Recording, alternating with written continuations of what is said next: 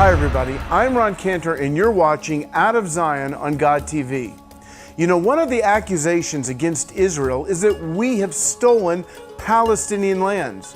But we're really fortunate today because we have this amazing timeline in the Davidson Center, a museum literally in the old city of Jerusalem, and we can see exactly when Israel supposedly stole Palestinian lands. In fact, we're going to go all the way back to 3,300 BC. That's when the Canaanites were here.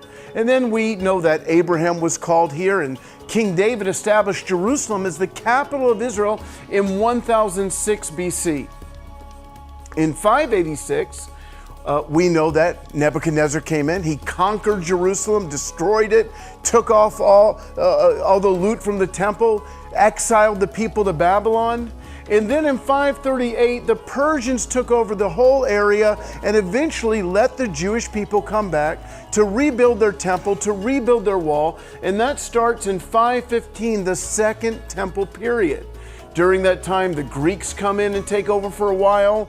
The Jews rise up against the Greek. If you know the Hanukkah story of Judah Maccabee, and for 100 years we had independence until the Romans come in 63 BC. Not long after that, Herod the Great, maybe 20 years before Yeshua, before Jesus, he decided that he wants to take the Second Temple and make it amazing. So he renovates it. And it was amazing at that time until the year 70. That's when the Romans destroyed it. Of course, 40 years before that, we know that is the time when Yeshua came and died for our sins.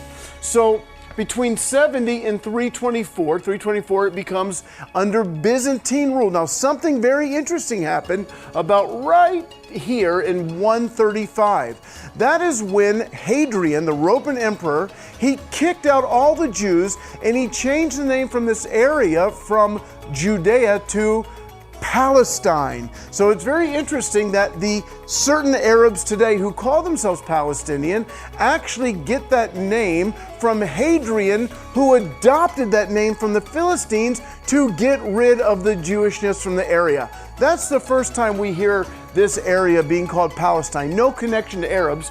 And then of course you have the early Muslim period going into the Crusader periods. And then we have these folks that most people have never heard of called the Mamlukim, the Mamluks, and that led to the Ottoman Empire in 1517, the Turkish rule, until World War I. At the end of the war, the British were given control of this area. So we can see up until now, there has never been an independent Palestinian Arab state in this area.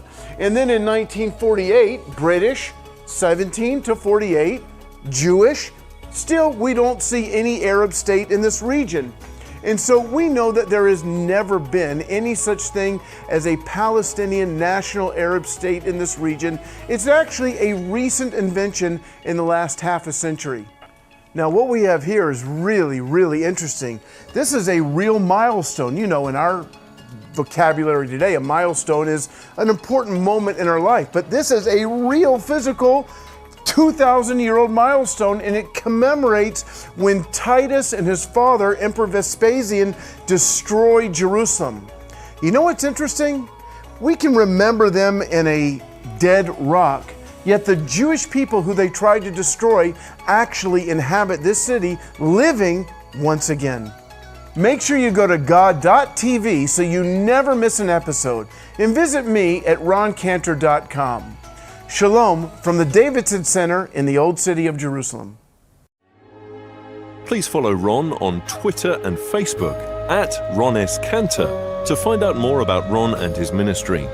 For more information on God TV and the Out of Zion programs, or to view these programs again, go to god.tv/Zion.